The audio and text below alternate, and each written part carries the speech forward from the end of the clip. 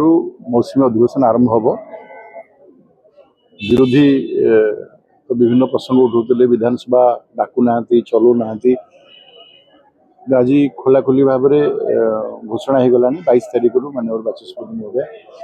विधानसभा को आरंभ करेंगे 22 तारीख रू 3 तारीख पर्यंत 9टी कार्य दिवस हम यहाँ प्रथम उत्तर से पाईगले विधानसभा सेप्टेम्बर मसने ही हुए मौसुमी अधिवेशन आज है। द्वितीय कथा हूँ से प्रसंग उठेबे उठापे स्वागत जेकोसी प्रसंग उठेबे सरकार मुकाबला करने प्रस्तुत अच्छा कौन त्रुटि हम ना किंतु प्रसंग उठेकी कक्षता करेंगे ना